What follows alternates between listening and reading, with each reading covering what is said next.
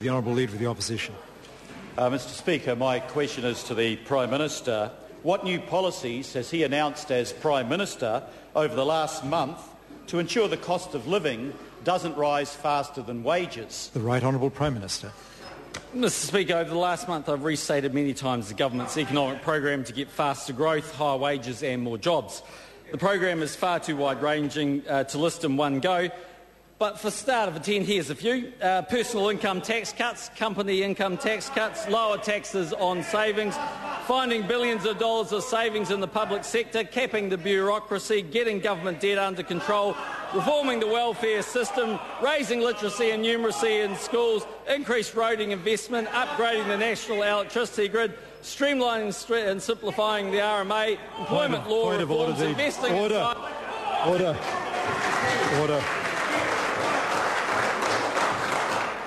Point of order, the Honourable Darren. Apart from the answer being a very long answer, the Leader of the Opposition asked what new policies had been announced in the last month. Clearly those policies mentioned by the Prime Minister in his answer were not new policies that had been announced in the previous month.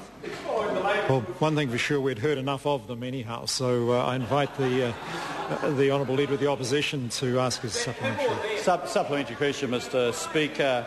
Why has the government continued to push up prices and the cost of living through, for example, GST, ACC increases in taxation on rental property and road user charges, when the Department of Labour shows quite clearly that the majority of New Zealanders got no wage rise at all over the last year?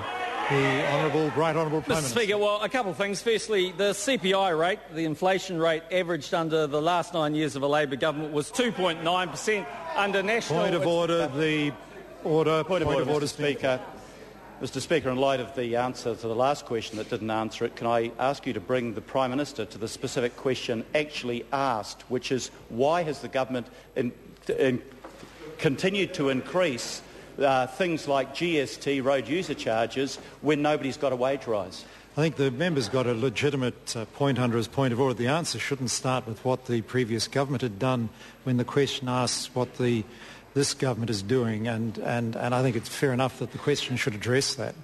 The Right Honourable Prime Minister. Oh, Mr Speaker, the reason I didn't answer it directly was it was a stupid question. We haven't actually raised it. Order, I'm on my feet. We won't have that. No, question time is not a time to abuse other members. The question asked was a perfectly fair question. A perfectly fair question and doesn't deserve that kind of response at all. The Right Honourable Prime Minister. Mr Speaker, the reason I answered the question was it was an inaccurate question because we have not raised GST yet. The Honourable Leader of the Opposition. Supplementary. Point of order, Mr Speaker. The Honourable Leader of the Opposition. Mr Speaker, how can that answer possibly be right when we've legislated to raise GST? The Right Honourable Prime Minister. Was that I beg your pardon. I did not hear the order. The Prime Minister answered the question, and technically, as to exactly when the impact of legislation comes in is clearly a technical matter. I think the Prime Minister answered the question. The Right Honourable Leader of the Opposition. How can the Prime Minister's answer possibly be right when, under his leadership, the government has legislated to raise GST, even though they promised before the election not to? The Right Honourable Prime Minister. Well, Mr Speaker, I think the salient point here is what rate is inflation in the economy at the moment? The answer is under a national government, it's averaged 1.2%. Under a Labor government, it's averaged 2.9%. Order. Point of order. The Honourable Leader of the Opposition. Speaker, the question was very specific. How could the last answer possibly be right? That is, they haven't raised GST when the government has legislated to raise GST. Well, order. House is being very noisy today, and we've got to try and bring it under a bit of control. I mean, the dilemma is when a member asks another member, how can a question be right? I invite members to think about that question.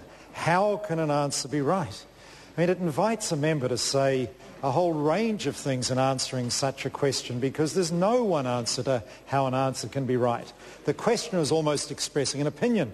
the question is doubting whether the answer given was right. And naturally, the Minister, in being asked to answer such a question, will express a different opinion.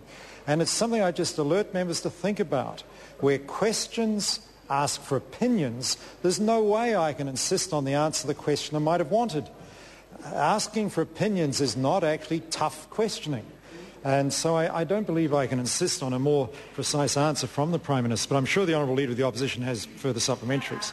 The Honourable Leader of the Opposition. Speaker, supplementary question.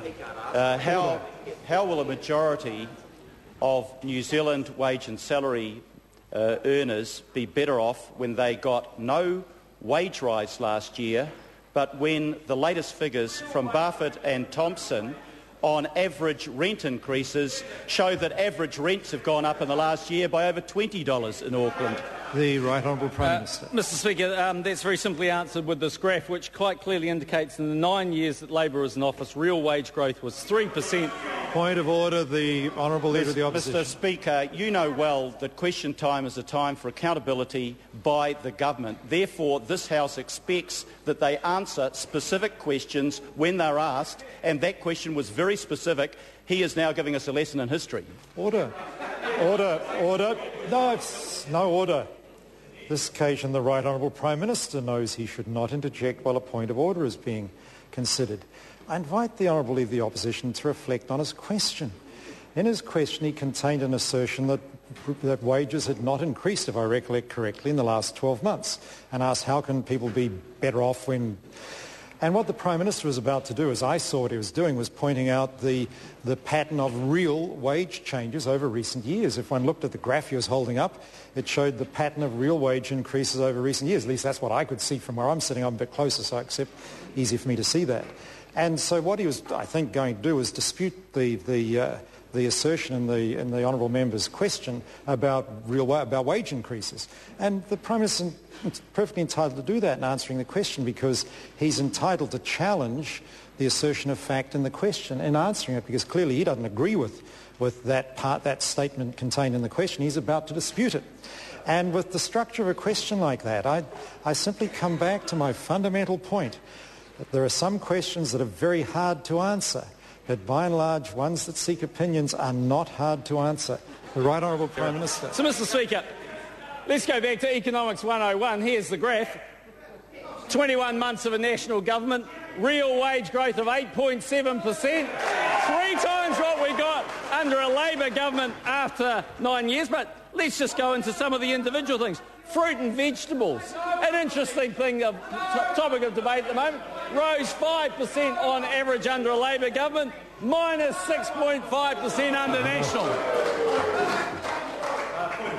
Point of order, the Honourable Leader of the Opposition. Mr Speaker, I seek leave of the House to table a document showing the majority of workers in the last year did not receive any wage increases. The document is the ANZ data review based on the Department of Labor figures. Order, leave is sought to table that document. Is there any objection? There is no objection. Supplementary, another point of order, Mr Speaker. Point of order, I seek leave of the House to table a document from Buffett and Thompson, licensed real estate agents, showing that in the last year to June of 2010, rents on average in Auckland have gone up $20 a week. Leave is sought to table that document. Order, I say to the Honourable Annette King on this occasion. She must not interject while a point of order is being heard. Is there any objection to leave being granted for that document to be tabled? There is no objection. Point of order, the Honourable Darren Hughes. Given some of the disputes we've had about various statistics, if the Prime Minister's graph that he was holding up was an official document, we would request that he table that official document with the figures he was just outlining. I'll check with the Right Honourable Prime Minister. Was it an official document?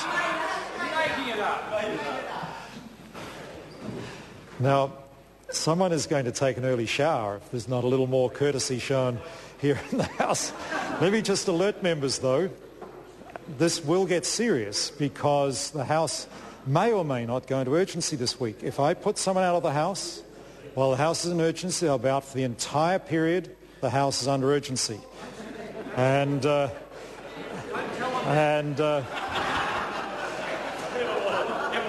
if they want to speak in debates, they won't be able to. I just alert members that I'm not happy with the way interjections are being made while points of order are being heard.